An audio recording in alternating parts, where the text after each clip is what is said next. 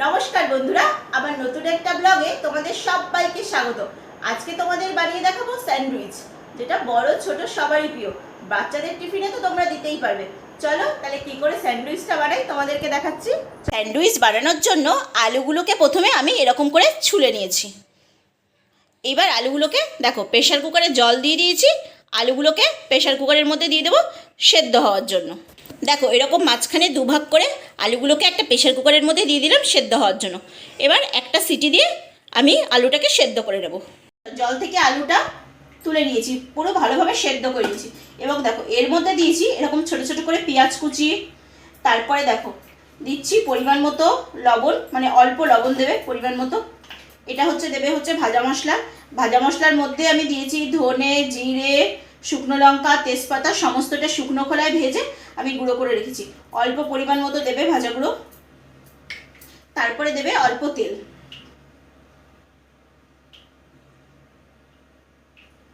তেলটা দেওয়ার পরে আলুটাকে হাতের সাহায্যে ভালো করে ম্যাশ করতে হবে। যেহেতু এটা স্যান্ডউইচের পুর হবে, সেহেতু ভালো করে আলুটাকে ম্যাশ করে নিতে হবে। দেখো আমি কিন্তু আলুটাকে হাতের সাহায্যে ভালো করে ম্যাশ করে নিচ্ছি।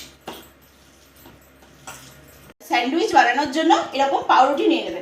পাউরুটির গায়ে দেখো এরকম টমেটো সস যেটা আছে, টমেটো সসটা ভালো করে পাউরুটির গায়ে লাগিয়ে নেবে। এবার দেখো এটা হচ্ছে মেয়োনিজ। এই দেখো এই মেয়োনিজটা সসের সঙ্গে এরকম করে দেখো চারিদিকে স্প্রেড করে ভালো করে লাগিয়ে নেবে।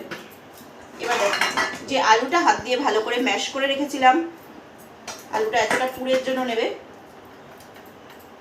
দেখো চারিদিক দিয়ে ভালো করে আলুর পুরটা দেবে। এবার এই যে চিজের স্লাইসটা উপর দিয়ে দিয়ে দেবে। এবার যে চিজের ক্রাস্টটা, এই দেখো চিজ ক্রাস্টটা, এটা দিয়ে গ্রেটারের সাহায্যে গ্রেট করে নিয়েছি। চিজ ক্রাস্টটা দিয়ে দেবে। দিয়ে দিয়ে এই যে আর একটা পাউরুটি দিয়ে এরকম করে দিয়ে দেবে। এরকম করে কিন্তু স্যান্ডউইচটা রেডি।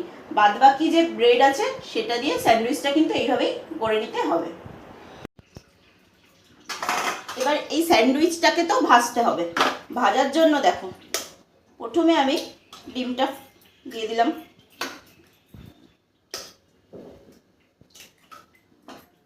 দেখো দুটো ডিম দিয়ে নিলাম। ডিমের মধ্যে একটু দুধ দিয়ে দেবো। দেখো দুধ দিয়ে দিয়ে ডিমটাকে ভালো করে ফেটিয়ে নেব একটা চামচের সাহায্যে। খুব ভালো করে ফেটিয়ে নেবে, কারণ ডিম আর দুধ যেহেতু একসাথে দিয়েছি, ভালো করে ফেটিয়ে নেবে। সামান্য একটু ডিমের মধ্যে লবণ দিয়ে দেবে, খুবই সামান্য।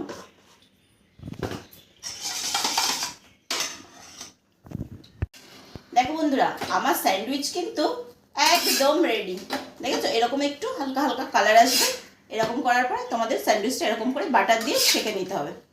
এবার দেখো তাওয়া থেকে আমি একটা পাত্রে তুলে নিলাম স্যান্ডউইচটা। এবার দেখো এরকম একটা ছুরির সাহায্যে দেখো মাঝখান থেকে কেটে নিতে হবে। এই দেখো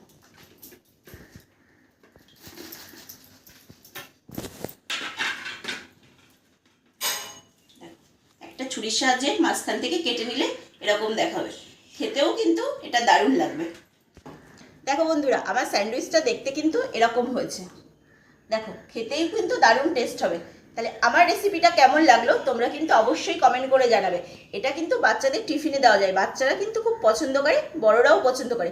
তোমরা বাড়িতে একবার ট্রাই করে দেখো, তোমাদের খুব ভালো লাগবে।